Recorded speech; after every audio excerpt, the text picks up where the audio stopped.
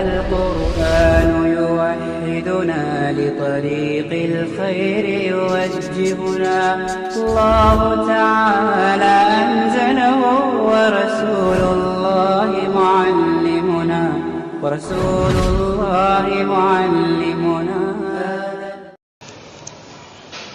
بسم الله الرحمن الرحيم الحمد لله رب العالمين والصلاة والسلام على أشرف الأنبياء والمرسلين نبينا محمد وعلى آله وأصحابه أجمعين أما بعد قال ابن مسعود رضي الله عنه الحواميم ديباج القرآن رواه الحاكم وصححه الألباني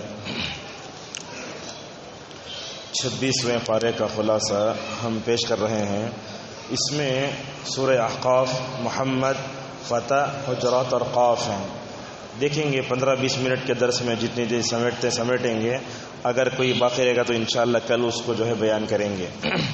معزز حاضرین، قرآن کریم میں حروف مقطعات جو ہیں الف لام میم ہے یا الف لام میم صاد ہے، اسی طریقے سے قرآن جہاں ختم ہوتے آتا ہے آخری میں تو حامیم کے نام سے حروف سے کچھ صورتیں شروع ہوتی ہیں. ان کو کہا جاتا ہے حوامیم.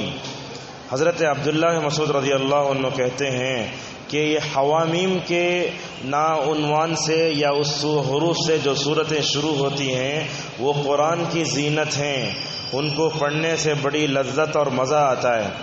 حامیم سے شروع ہونے والی پوری 7 صورتیں ہیں قرآن میں. سب سے پہلے ہے سورہ فصلت، اس کے بعد ہے شورى، زخرف، جاثیہ، احقاف اور سورہ مومن. یہ جو ہے تقریباً 7 صورتیں علماء نے بیان کی ہیں کہ حامیم سے شروع ہونے والی یہ صورتیں ہیں. معزز حاضرین، جو صورتیں حامیم سے شروع ہوتی ہیں ان صورتوں میں 6 باتیں بتائی گئی ہیں. یہ ہمیشہ آپ حامیم کے عنوان سے یا اس حرف سے جو صورت شروع ہوتی ہے اس صورت میں آپ دیکھیں گے اللہ تعالیٰ گھما پھرا کے 6 باتوں کو مکمل طور بتاتا ہے. سب سے پہلے ان صورتوں میں اللہ تبارک و تعالیٰ بتاتا ہے کہ رسول اکرم صلی اللہ علیہ وسلم کی دعوت کیا ہے، پہلا. دوسرا، اللہ تعالیٰ امت کو یہ بھی بتاتا ہے کہ امت کی ذمہ داری کیا ہے. 2. تیسرا، اللہ تبارک و تعالیٰ یہ بھی بتاتا ہے بنی اسرائیل کا انجام کیا ہوا. آپ جانتے ہیں کہ یہ امت اس وقت سب سے افضل امت ہے اور قیامت تک یہ امت انشاءاللہ افضل رہے گی، سب سے بہترین امت رہے، جیسا کہ اللہ فرماتا ہے کنتم خیر امت. لیکن اس امت سے پہلے دنیا میں یہود اور بنی اسرائیل اپنے وقت میں سب سے افضل ترین قوم تھے. لیکن کیا ہو گیا، ان کو اپنے اوپر غرہ آ گیا. وہ بولنے لگے ہم اللہ کے چہیتے اور اس کے بیٹے ہیں، اللہ ہمیں عذاب نہیں دے گا. ایسی ہی سوچ ہمارے مسلمانوں میں آ گئی ہے. ہم مسلمان کیا سمجھتے ہیں، جتنے بھی گناہ کرو، زوال کے جتنے اسباب ہیں تمام اسباب کو اپناؤ، اللہ تعالیٰ تو ہماری مدد کر کے رہے گا نہیں. اسی طریقے سے ہم دیکھتے ہیں کہ اس ظلم میں گرفتار ہونے کی وجہ سے ہی آج امت مسلمہ کا حال ایسے ہے. تو لہذا رسول کی دعوت، امت کی ذمہ داری، بنی اسرائیل کا انجام، یہ 3 چیزیں ہوئی. اسی طریقے سے اللہ تبارک و تعالیٰ ان صورتوں میں یہ بتاتا ہے کہ اللہ کی نعمتیں کیسی ہوتی ہیں. کتنی نعمتیں اللہ کی، اللہ نے بنی اسرائیل کو جنت سے غذا اتاری فلاں فلاں. اسی طریقے سے ان صورتوں میں موسیٰ علیہ السلام کا ذکر بہت ہے. آپ دیکھو سورہ غافر میں موسیٰ علیہ السلام کا ذکر ہے، اور اسی طریقے سے آگے دیکھتے جاؤ جو ہے تمام صورتوں میں جو ہے اللہ نے موسیٰ کا ذکر کیا ہے. سورہ دخان میں بھی ہے. اور ان صورتوں میں اللہ نے اور ایک بات بتائی، کہا اے محمد صلی اللہ علیہ وسلم یہ مکی دور کی صورتیں ہیں نا، ان صورتوں میں کیا کرو، تم زیادہ سے زیادہ لوگوں کو معاف کرو. مکی دور کی صورتیں تقریباً 86 ہیں اور مدنی صورتیں 28 ہیں. مکی صورتوں میں جہاں بجا اللہ تعالیٰ نے نبی کریم صلی اللہ علیہ وسلم کو جہاں توحید پر زور دینے کا حکم دیا، وہیں یہ بھی کہا توحید کے ساتھ ساتھ تمہارے اخلاق کو بھی اچھا ہونا چاہیے. الحمدللہ اللہ تعالیٰ نے ہم لوگوں کو عقیدہ جیسی نعمت دی ہے. ہمارے پاس وہ عقیدہ ہے جو رسول کا تھا، ہمارے پاس وہ عقیدہ ہے جو صحابہ کا تھا، لیکن آج ہمارے پاس وہ اخلاق نے جو رسول کے تھے. اس وجہ سے کیا ہو رہا ہے، ہم اپنے عقیدے کی صحیح طور پر تبلیغ نہیں کر پا رہے ہیں. تو لہٰذا امت کے وہ طبقے کو دیکھتے ہیں جو نمازوں میں آگے رہتا ہے، ان کے پاس نرمی ہے، ان کے پاس محبت ہے، ان کے پاس مہربانی ہے، ان کے پاس اخلاق ہیں. باطل چیز کی طرف بھی دعوت دیتے ہیں محبت سے. ہم کیا کرتے؟ اخلاق کی طرف دوسروں کی طرف توجہ دیتے، ہم دعوت دیتے لیکن سختی سے دیتے. لہٰذا اس بات کی ضرورت ہے کہ ہم معاف کریں اور چھوڑ کر دیں. جیسا اللہ فرماتا ہے وَإِن تَعْفُوا وَتَصْفَحُوا وَتَغْفِرُوا، چشم پوشی اختیار کرو، معاف کرو. معزز حاضرین، یہ حوامیم کے تعلق سے کچھ باتیں تھیں. اب آئیے سورت کے ایک صورت میں کچھ بیان کر کے آپ اپنی بات کو ختم کریں گے. احقاف کا کیا مطلب ہے؟ علماء کہتے ہیں احقاف یمن میں ایک جگہ کا نام ہے. یہاں کیا ہوتا تھا؟ اصل میں یمن کی ایک جگہ کا نام ہے جہاں حضرت ہود علیہ السلام کی قوم عاد رہا کرتی تھی. اللہ تعالیٰ نے ان کو بڑی نعمتوں سے نوازا، گھر دیا، نعمتیں دی، لیکن رسول کو جھٹلایا، دعوت توحید کو ٹھکرایا، حضرت ہود سے لڑنے لگے، نعوذ باللہ. تو ہوا کیا؟ اللہ تبارک و تعالیٰ نے ان کے اوپر عذاب بھیجا. عذاب کیا آیا؟ اصل میں ایک بدلی آئی، بادل آیا. تو بادل کو دیکھ کر یہ بولنے لگے کہ اب بارش ہونے والی ہے. اللہ تبارک و تعالیٰ نے کہا ریح فیہا عذاب علیم. اللہ تبارک و تعالیٰ نے کہا اے قوم ہود اور عاد، جس بادل میں تم یہ سمجھتے ہو کہ اس کے اندر سے جو ہے بارش برسے گی، رحمت برسے گی، اللہ تعالیٰ اس کے اندر سے ایسی ہوا کو بھیجے گا جو ساری چیزوں کو تباہ و برباد کر کے رکھ دے گا. معزز حاضرین، ہوائیں جب چلتی ہیں نا، ایسے موقع پر مومن کا شیوا کیا ہونا چاہیے؟ ابھی دیکھیے عصر کے بعد ہوائیں چلی، ہم کیا کیے؟ کھڑکیاں میں سے دیکھ لیا ایسا ویسا کرے. سخت ہوائیں چلتی ہیں، اللہ کے نبی صلی اللہ علیہ وسلم ڈر جاتے تھے کہیں ہمارے لیے ہلاکت کا ذریعہ نہ ہو جائے. اور اللہ کے نبی صلی اللہ علیہ وسلم جب بھی تیز ہوائیں چلتی آپ کے چہرے کا رنگ بدل جاتا. بعض روایتوں میں آیا جب کبھی تیز ہوا چلتی اللہ کے نبی صلی اللہ علیہ وسلم پریشان ہو کر مسجد جا کے نماز پڑھتے تھے. یہی ایک مومن کا بھی شیوا ہونا چاہیے. تو ان کی مثال دے کر اللہ تعالیٰ جو ہے کفار مکہ سے کہتا ہے کفار مکہ تم بھی محمد کو ستاتے ہو نا. ہم نے عاد کو ہلاک کیا، بڑے سخت قوم تھے، وہ ایسا پکڑتے تھے. وَإِذَا بَطَشْتُمْ جبارین تھے، وہ بڑا سخت رویہ اختیار کرتے تھے. ہم نے ان کو ہلاک کر دیا تو ہمارے سامنے تمہارے کیا حیثیت ہے؟ معزز حاضرین، اللہ تبارک و تعالیٰ نے اس صورت میں اور ایک بات بتائی کہ یہ اللہ کو چھوڑ کر جس کسی کو بھی پکارا جا رہا ہے وہ بے بس ہے. اس سے پہلے کہ درست میں کئی جگہ آیا اللہ کو چھوڑ کر جس کسی کو بھی پکارا جا رہا ہے ان کے اندر کوئی دم بھی طاقت بھی نہیں ہے. آپ کو تعجب ہوگا ایک ایسا وقت بھی تھا عرب میں، جب غور سے سنیے، عرب میں ایک ایسا وقت بھی تھا کیا کرتے؟ ستو کے بت بناتے اور اس کو کھا جاتے. ان کے معبودوں کی اتنی ہی جو ہے اہمیت ہے. تو لہذا اللہ تبارک و تعالیٰ یہاں بتاتا ہے اے کفار مکہ تم پتھروں کو، حجر کو، شجر کو، پتہ نہیں کس کس کو تم پوجتے ہو، وہ تمہاری دعاؤں کو سننے والے ہرگز نہیں ہیں.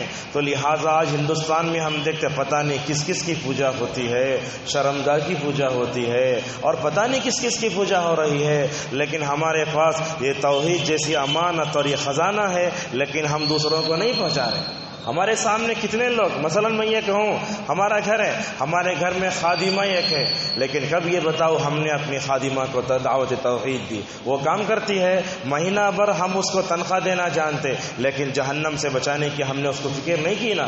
تو لہذا ہر ایک آدمی جتنا جانتا ہے اپنے پڑوسی کو، بازو کو، تعلقات جتنے بھی ہوں، کوئی بھی غیر مسلم ہے اس کو جہنم سے بچانے کی مکمل طور پر کوشش کرو. معزز حاضرین، اس صورت میں اللہ نے اور ایک بات بتائی، کیا فرمایا؟ استقامت کسے بولتے؟ نیک کام کر کے اس پہ جم جانا.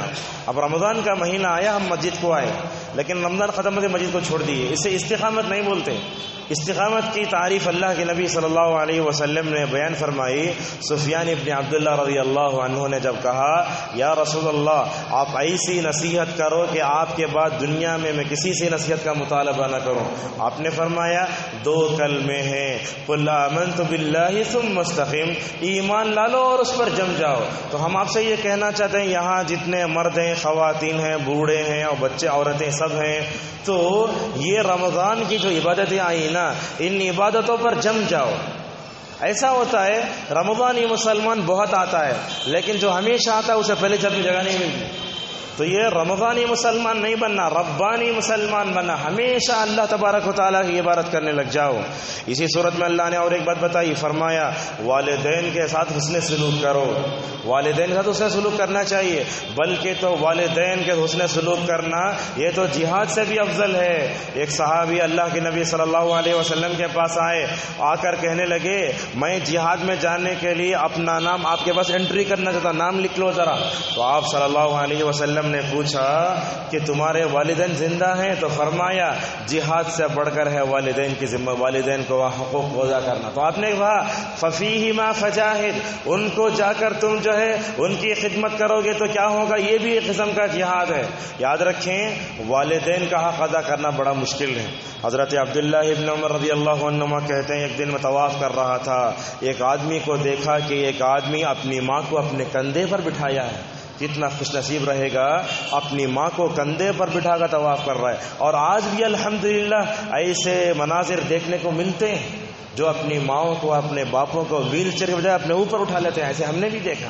تو لہذا عبداللہ ابن عمر نے اس سے بلا کر پوچھا اے آدمی کیا تم یہ سمجھتے ہو کہ تم نے اپنی ماں کو اٹھا کر تم نے اس کا حق ادا کر دیا ہے؟ وہ آدمی کہنے لگا ہاں۔ تو عبداللہ ابن عمر کہنے لگے تمہاری ماں نے تم کو اپنے پیٹ میں رکھا نا، زندگی بھر اس کی خدمت کرو گے تو اس کا بدلہ بھی نہیں دے سکتے۔ تو معلوم یہ ہوا کہ ماؤں کی خدمت کرنا اور والدین کے ساتھ حسن سلوک کرنا یہ جنت کو جانے کا ذریعہ ہے۔ اور یاد رکھیں اس دنیا میں رہتے ہوئے اگر اللہ کو خوش کرنا ہے تو والدین کو خوش کرنا ہے۔ اس لیے اللہ کے نبی نے فرمایا رضا اللہ فی رضا الوالدین، اللہ کو خوش کرنا چاہتے ہو تو کیا کرو، والدین کو خوش کرو۔ اسی لیے اللہ تعالیٰ اسماعیل سے کیوں راضی ہوا؟ اس لیے کہ اسماعیل سے ابراہیم راضی تھے، اسی وجہ سے اللہ تبارک و تعالیٰ حضرت اسماعیل سے راضی ہو گیا۔ اسی لیے کہا وَكَانَ عِنْدَ رَبِّهِ مَرْضِيًّا، یہ نقطہ علماء نے ذکر کیا ہے۔ معزز حاضرین، اسی طریقے سے اللہ نے اس صورت میں اور ایک بات بتائی، کیا کہا کہ عورت اپنے بچے کو دودھ پلاتی ہے 2 سال۔ کتنے سال؟ 2 سال۔ تو 2 سال کے 24 مہینے ہوئے۔ یا اللہ کیا فرماتا ہے 30 مہینے۔ یہ 30 مہینے کیا؟ یہ علماء لکھتے ہیں کہ 2 سال دودھ پلانے کی مدت ہے 24 مہینے۔ کبھی کیا ہوتا ہے بچہ 6 مہینے میں بھی پیدا ہو جاتا ہے، تو عورت کے پیٹ میں جو حمل ہوتا ہے وہ 6 مہینے کا بھی ہوتا ہے، کبھی 7 مہینے بچہ پیدا ہوتا ہے، کبھی 8 مہینے میں، 9 مہینے میں اکثر پیدا ہوتا ہے یا اس سے بڑھ کر بھی ہوتا ہے۔ اللہ تبارک و تعالیٰ یہاں اس کا ذکر کر رہا ہے۔ اس صورت میں اور کئی باتیں آئیں۔ اللہ تبارک و تعالیٰ نے کہا کہ نبی کریم صلی اللہ علیہ وسلم طائف سے واپس ہو رہے تھے، ایک مقام میں نخلا، ایک کھجور کا بڑا باغ ہے، وہاں آ کر آپ صلی اللہ علیہ وسلم سورہ رحمان کے شاید تلاوت کرنے لگے۔ جنات نے قرآن سنا تو جنات پر بھی قرآن کا اثر ہوا۔ جیسے ہی آئے فلما حضروه قالوا انصتوا، جنات جیسے ہی آئے قرآن سننے اللہ کے نبی صلی اللہ علیہ وسلم کی تلاوت، آپس میں کہنے لگے ذرا خاموش ہو جاؤ، ہم قرآن سننا چاہتے ہیں۔ اور قرآن سننے کے بعد جا کر اپنی قوم سے کیا کہا، انا سمعنا قرآنا عجبا یہدی الی الرشد فآمنا بہ، ہم نے ایسا عجیب و غریب کلام سنا ہے جو ہدایت سے مالا مال کرتا ہے۔ تو یہ قرآن جو آیا ہے انسانوں کے لیے نہیں، جنات کے لیے بھی ہے۔ جیسے نبی کریم صلی اللہ علیہ وسلم کی نبوت اور رسالت صرف انسانوں کے لیے، جنات کے لیے بھی ہے، اسی طریقے سے یہ کلام جو ہے ان کا بھی ہے۔ معزز حاضرین، اس کے بعد سورہ محمد کا آغاز ہوا۔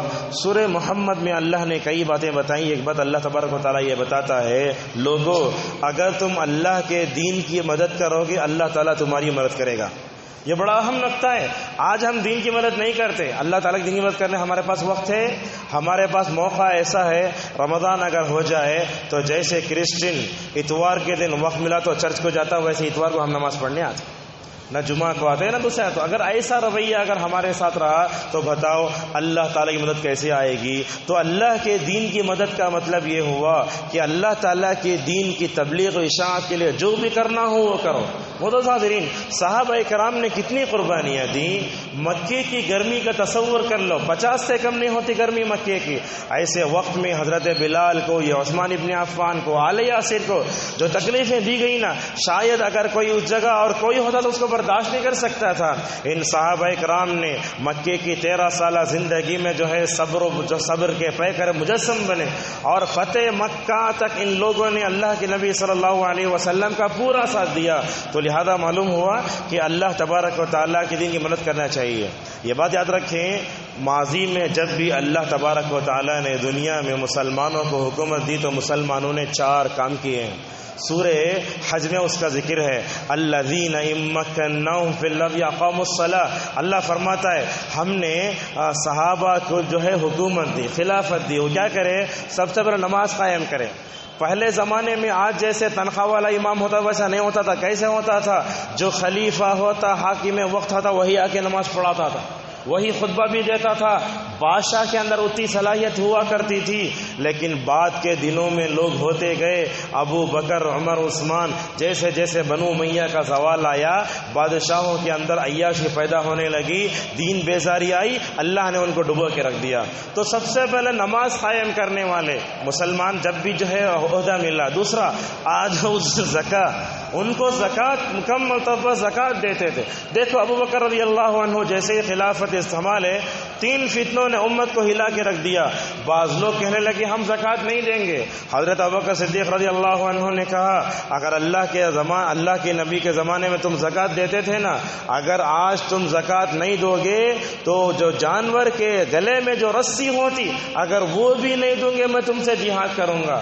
تو یہ نماز کو قائم کرنے والے، زکوٰۃ کو ادا کرنے والے۔ دوسرا، وہ امروا بالمعروف، بھلائی کا حکم دینے والے۔ آج ہندوستان میں ہم رہتے ہیں، بھلا بتاؤ، یہ توحید پرست کا ایک گھر ہے، رائٹ میں بھی مشرک، ادھر بھی مشرک۔ ہم کیا بولتے؟ مشرک سے اپنے آپ کو دور کر لیتے۔ نہیں، وہ ہماری محبت کا اور ہماری ہمدردی کا زیادہ مستحق وہ ہے۔ اب سمجھاؤ اسے، اگر مشرک کہتے کہتے، ادان کہتے کہتے اگر ہم اس کی اصلاح نہیں کیے تو اللہ ہم سے پوچھے گا نا۔ تو یہ بھلائی کا کام کرنا ہمارے لیے بہت ضروری ہے۔ آج چونکہ امت یہ بھلائی کا کام نہیں کر رہی ہے، اس وجہ سے جو ہے زوال کا شکار ہے۔ اور ایک کہا وَنَهَوْا عَنِ الْمُنْكَرِ، منکرات سے بھی روکتے تھے۔ آج ہمارے معاشرے میں کتنی برائیاں، عقیدے کی برائیاں، معاملات کی برائیاں، جھوٹ بولنا، لڑکیوں کا بھاگ جانا، یہ سب برا، لیکن ہم سب دیکھ کر خاموش ہو رہے ہیں۔ جب تک ہم جو ہے حرکت میں نہیں آئیں گے ان تمام چیزوں کا جو ہے یہ چیز نہیں ہوگی۔ محترم حاضرین، اسی طریقے سے اس صورت میں اللہ نے اور ایک بات بتائی۔ غزوہ خیبر، غزوہ احد میں یا غزوہ بدر کا معاملہ ہے، جب ابو سفیان اس وقت کافر تھے، وہ جب جنگ جیت گئے تو کہنے لگے ہمارے پاس عزا بت ہے، تمہارے پاس کچھ بھی نہیں ہے۔ مسلمانوں کو چڑھانے لگے۔ ابو سفیان رضی اللہ عنہ، حضرت عمر نے آ کر کہا یا رسول اللہ، یہ بولتے کہ ہمارے پاس عزا بت ہے، تمہارے پاس کچھ بھی نہیں ہے۔ آپ نے فرمایا اے عمر ان سے کہو لنا العزا ولا عزا لکم، اللہ مولانا ولا مولا لکم، ہمارے پاس اللہ ہے، تمہارے پاس اللہ نہیں ہے۔ دیکھو کتنی بہترین بات نبی کریم صلی اللہ علیہ وسلم نے عمر کو بتائی۔ محترم حاضرین، اس صورت میں اللہ نے اور ایک بات بتائی، کافر کا مقصد زندگی کیا ہوتا ہے، کافر کیا کرتا ہے۔ اللہ کے نبی فرماتے ہیں کہ کافر 7 آنتوں میں کھاتا ہے، مومن 1 آنت میں کھاتا ہے۔ انتڑی بولتے نا، اسے بولتے آنت۔ کافر کتنا کھاتا؟ 7 انتڑی اتنا کھاتا ہے، مومن 1 انتڑی اتنا کھاتا ہے۔ تو کافر کا مقصد زندگی کیا؟ بالکل جانوروں کی طرح کھائے پیے اور جو ہے مر کے جو ہے ہڈیاں بوسیدہ ہو گئے، سیدھے جہنم میں چلے گئے۔ آج ایسا کچھ حال آج ہمارا بھی ہے۔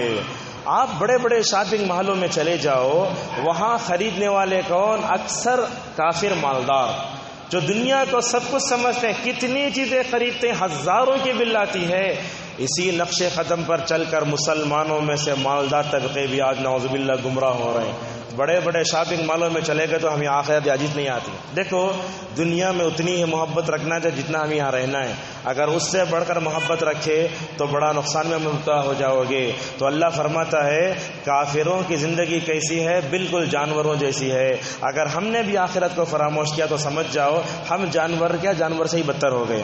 اس سے محترم حاضرین، اللہ تبارک و تعالیٰ نے اس صورت میں اور ایک بات بتائی، کیا فرمایا؟ جنت میں 4 نہریں ہوں گی۔ کون سی؟ ایک تو پانی کی، دوسرے دودھ کی، تیسرے شراب کی، چوتھے شہد کی۔ یہ نہریں ہوں گی جنت میں، ایسی ہوں گی۔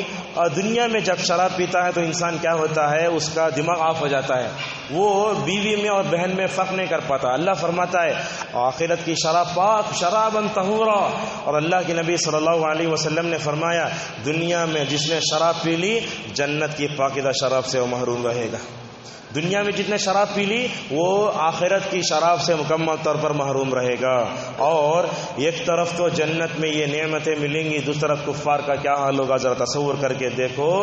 پانی پوچھیں گے کفار، اللہ تعالیٰ کیا دے گا؟ گرم پانی دے گا۔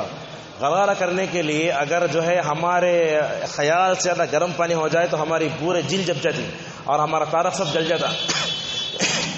کیا حال ہوگا جبکہ گرم پانی پئیں گے؟ تو اللہ فرماتا ہے یشفی الوجوہ، جیسے ہی پئیں گے پورا چہرہ جھلس جائے گا۔ یہ تو انسان کے ظاہری اعضاء کا حال ہوا۔ اس صورت محمد میں اللہ فرماتا ہے فقطع امعاءہم، جیسے ہی وہ گرم پانی پئیں گے آنتیں کٹ جائیں گے ایسے، یہ پانی وغیرہ۔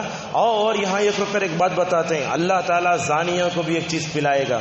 اللہ کے نبی صلی اللہ علیہ وسلم نے پوچھا ایک چیز پلائے گا طینۃ الخبال۔ پوچھا وہ طینۃ الخبال کیا ہے؟ فرمایا جہنمیوں کے شرمگاہوں سے نکلنے والا پیپ اللہ تعالیٰ زانیوں کو پلائے گا۔ کتنی بڑی خطرناک چیز ہے۔ آج ہم مسلمانوں میں زنا سے محبت، فلم سے محبت، اور فلم میں کام کرنے والے کتنے مسلمان، ان کی اصلاح کون کرے گا؟ آج تو ہم سلمان خان، شاہ رخ خان یہ نام رکھنے کو بڑا فخر سمجھتے ہیں، ان کی طرح بال رکھنے کو بڑا فخر سمجھتے ہیں، ان کے اندر ایمان کی طہارت ہے تو یہ گندا کبھی کام نہیں کرتے۔ ایسے لوگوں کا انجام کیا ہوگا؟ تو لہٰذا یہ فلموں میں کام کرنے والے، یہ فلمی تہذیب کو پسند کرنے والے نوجوان پر محنت کرنے کی سب ضرورت ہے، سختی سے نہیں، محبت سے مکمل طور پر ان کی طرف بھی توجہ دی جائے۔ معزز حاضرین، اسی طریقے سے اللہ نے اس صورت میں بتایا کہ یہود اور منافقین مل کر نبی کریم صلی اللہ علیہ وسلم کی مجلس کا مذاق اڑاتے تھے۔ دیکھیے مجلس کے کچھ آداب ہوتے ہیں، کیسے؟ اگر میں تقریر کر رہا ہوں، دو آدمی بیٹھ کر آپس میں بات کر رہے ہیں، ٹھیک نہیں ہے۔ ایک آدمی اس کے پاس وقت ہے پھر بھی اٹھ کر چلا جا رہا ہے بغیر اس کا جو بڑا غصہ ہوتا ہے۔ تو آج ہمارے پاس بھی مجلسوں کی کوئی اپنی اہمیت نہیں ہے۔ تو یہ کیا کرتے تھے؟ اللہ کے نبی صلی اللہ علیہ وسلم صحابہ سے کچھ باتیں کرتے رہتے تو باہر کھڑے ہو کر منافقین بولتے ابھی اللہ کے نبی کیا بولے تو تمہارے پاس ماذا قال آنفا، تو اللہ کے نبی کا مذاق، اللہ کے نبی صلی اللہ علیہ وسلم کی مجلسوں کا مذاق اڑاتے تھے۔ اس کے بعد اللہ نے اور ایک بات بتائی، فرمایا کیا کہا؟ عقیدے کا علم حاصل کرو۔ آج ہمارے پاس قرآن کا علم ہے، حدیث کا علم ہے، آج ہمارے نوجوانوں کے پاس MBBS کی بڑی بڑی ڈگریاں ہیں، لیکن ہے نہیں تو عقیدہ توحید کا علم۔ عقیدے کا علم کا مطلب کیا؟ وہ علم جس میں اللہ کی ذات کے بارے میں بحث کی جاتی ہے اس کو بولتے عقیدے کا علم۔ دنیا کے پورے علوم میں آپ سائنسدان بن جاؤ، ڈاکٹر بن جاؤ، بڑے بڑے پڑھائیاں پڑھ لو، لیکن جب تک عقیدے کا علم میرے اور آپ کے پاس نہیں ہوگا دوسرے علوم حاصل کرنے کا کوئی فائدہ نہیں ہوگا۔ اللہ کہتا ہے فاعلم، اے محمد صلی اللہ علیہ وسلم عقیدے کا علم حاصل کرو۔ معزز حاضرین، ہم کو بھی عقیدے کا علم حاصل کرنا چاہیے۔ خود اہل حدیثوں میں اور سلفیوں میں بھی ہمارے ماں باپ کا جو عقیدہ ہے وہی عقیدہ لے کر ہم آگے بڑھ رہے ہیں، ایسا نہیں ہونا چاہیے۔ ہم عقائد کی کلاسوں میں جو ہے اٹینڈ کریں، عورتیں عقیدے کے بارے میں کلاس لیں۔ اسی طریقے سے جو ہے بڑے بڑے علماء کو چاہیے جو علماء عقیدے کے بارے میں کلاس لیں۔ اگر میں آپ سے پوچھوں لا الہ الا اللہ کی 7 شرطیں بتاؤ، بتا سکتے؟ نہیں بتا سکتے۔ 7 شرطیں اس کی، اب پوچھیں گے وہ کیا ہے، کیوں نہیں ہم جانتے؟ اب کچھ لوگ تو ایسے ہیں جو اہل حدیث سلفی ہیں لیکن لا الہ الا اللہ کا معنی نہیں جانتے، کیسا کرنا ہے معنی، لا الہ الا اللہ معنی نہیں جانتے۔ تو اس حد تک اگر علم کے عقیدے کے علم میں اتنا ہم پیچھے ہوں، بلا بتاؤ جس ذات پر ہم ایمان لائے اس ذات سے تعلق رکھنے والا علم حاصل کریں تو ہماری زندگیوں میں خیر و برکت کہاں سے آئے گی؟ اسی لیے اللہ کے نبی صلی اللہ علیہ وسلم جب بھی کسی کو بھیجتے بولتے آئے لوگوں جب بھی تم دعوت کا کام کرنے جاؤ تو عقیدے توحید کو پرفیکٹ بناؤ۔ یہ معاذ بن جبل رضی اللہ عنہ ہیں، اللہ کے نبی صلی اللہ علیہ وسلم نے ان کو یمن کی طرف بھیجا تو کیا کہا؟ اے معاذ، تم جہاں جا رہے ہو نا وہاں کچھ کرسچن بھی ہے، یہودی بھی ہیں۔ آپ نے یہ نہیں کہا کہ جاتے ہی نماز کا حکم دو، زکوٰۃ کا حکم دے، یہ نہیں فرمایا، کہا جاتے ہی سب سے پہلے ان کے عقیدے توحید کو درست کرو۔ جب ان کی طبیعتوں اور مزاج میں عقیدے توحید آ جائے گا نا اس کے بعد نماز کا حکم دو، اگر نمازی بن جائیں تو کیا کرو؟ بعد میں زکوٰۃ کا حکم دو۔ اللہ کے نبی کو دیکھ رہے ہیں آپ، اللہ کے نبی صلی اللہ علیہ وسلم نے روزوں کا اور حج کا تذکرہ نہیں فرمایا۔ اس طریقے سے معلوم ہوا ہماری دعوت حکمت سے بھری ہونا چاہیے۔ جس چیز کی ضرورت ہے میں لوگوں کے سامنے بیان کروں، جس چیز کی ضرورت نہیں ہے اس کو لوگوں کے سامنے بیان نہ کروں۔ اسی طریقے سے اللہ تبارک و تعالیٰ نے اس صورت میں اور ایک بات بتائی، رشتے کٹتے ہیں تو معاشرے میں فساد برپا ہوتا ہے. صلہ رحمی کریں گے اللہ تعالیٰ پورے سوسائٹی کو جمع کر کے رکھے گا. اگر رشتوں میں دراڑ آ گیا اللہ فرماتا ہے وَأَن تُفْسِدُوا فِي الْأَرْضِ وَتُقَطِّعُوا أَرْحَامَكُمْ. آج ہمارے معاشرے میں رشتے کو کاٹنا تو بہت آسان ہے. کچھ لوگ تو ایسا کر دیتے ہیں نعوذ باللہ. یہ دیکھو رشتوں کو کاٹنے کی یہ شکل. باپ اپنے بیٹے کو بولتا آج سے تو میرا بیٹا نہیں، کتنا بھی بولے وہ باپ ہی بیٹا ہی ہے. کچھ لوگوں کا ذہن شیطان اس وقت تک اس حد تک انہیں یہ کرتا ہے، لوگ سالار میں اور سہارا میں اعلان کرتے آنکھ نامہ کا مطلب آج سے نا میرا بیٹا نہیں. آپ اخبارات میں دے دو، زندہ مار دو، جو بھی کرو، لیکن وہ بیٹا ہی ہے. یہ حالت کیوں خراب ہوئے؟ اس لیے کہ ہم نے ان کی صحیح تربیت نہیں کی، صلہ رحمی نہیں کی. اس وجہ سے یہ چیزیں انشاءاللہ کل رات میں ہم بتائیں گے رشتے کیوں ٹوٹتے ہیں، اس کے اسباب کل بیان کریں گے. معزز حاضرین، اور ایک اہم بات ہے اس میں ہم بتاتے ہیں، ہماری جو شریعت ہے، شریعت کی تعلیمات کو کراہت کی نگاہ سے نہیں دیکھنا چاہیے. یہاں ایک مسئلہ بیان کرتے ہیں، یہاں خواتین بھی ہیں، ایک سے زائد شادی کرنا اسلام میں جائز تو ہے، لیکن اگر کوئی مرد ایک سے زائد شادی کر لیتا ہے تو کیا کرتی ہے؟ سوکن برداشت کرنا. یہ اللہ کے نبی کے زمانے میں بھی نہیں ہوتا تھا، آج بھی بہت مشکل ہوتا ہے. تو سلیمان روحانی سے سوال کیا گیا کہ ایک عورت کو سوکن پسند نہیں ہے دوسری بیوی شادی کرنا، تو اسے جذبات بھی آ کر کہتی ہے تم دوسری شادی نہ کرو، برداشت کر لے سکتے، لیکن یہ بیوی یہ کہتی ہے تمہارا شادی کرنا مجھے شرعی طور پر ناپسند ہے. اگر عورت ایسا کہتی ہے تو گویا اس نے اللہ نے جو اجازت دی نا اس اجازت کو اس نے کراہت کی نگاہ سے دیکھا. یہاں تک بات پہنچ جاتی ہے. اور آگے کہتے ہیں سلیمان روحانی حفظہ اللہ، کوئی بھی آدمی شریعت کی تعلیمات کو کراہت کی نگاہ سے دیکھا وہ کافر بھی ہو سکتا ہے. تو کوئی عورت جذبات میں آ کر کہے کہ تم دوسری شادی نہ کرو اپنے چلے گا، لیکن مجھے اچھا نہیں دکھتا کیوں اللہ تعالیٰ ایک مرد کو 4 عورتوں سے کرنے کا حکم دیا، اگر اس پر اعتراض کرتی ہے، اس کو کراہت کی نگاہ سے دیکھتی ہے، تو جو ہے اس کا ایمان خطرے میں بھی پڑ سکتا ہے. تو لہٰذا ایک منافقین کیا کرتے تھے؟ اللہ کی طرف سے اترنے والی وحی کو کراہت کی نگاہ سے دیکھتے تھے. آج بھی ہم ہیں، آج مسلمانوں میں کتنے ایسے لوگ ہیں بڑے بولتے جہاد کی آیتوں کو قرآن سے نکال ڈالو، یہ خلا کیا ہے، طلاق کیا ہے، لوگوں کو سمجھ میں نہیں آتا وہ بات الگ ہے، لیکن تم یوں کیوں بولتے کہ قرآن کی آیت سے نکالو اس کو؟ تو شریعت کو کراہت کی نگاہ سے دیکھنا یہ اسلام سے خارج کرنے والی ایک چیز ہے. اللہ تبارک و تعالیٰ نے اس صورت میں منافقین کی ایک علامت بتائی. کیا فرمایا؟ منافقین بڑے چرب زبان ہوتے ہیں. کچھ لوگ ایسے ہوتے ہیں جو باطل کو بھی حق بنا کے پیش کرے تو بات بن جاتی ہے. تو یہاں تک اپنے درس کو روکتے ہیں، انشاءاللہ کل اور چیزیں آئیں گی. اللہ تبارک و تعالیٰ سے ہماری دعا ہے کہ اللہ تعالیٰ جو کچھ سنے ہیں اس پہ ہمیں عمل کرے، توفیق عطا فرمائے. وآخر دعوانا الحمدللہ رب العالمین.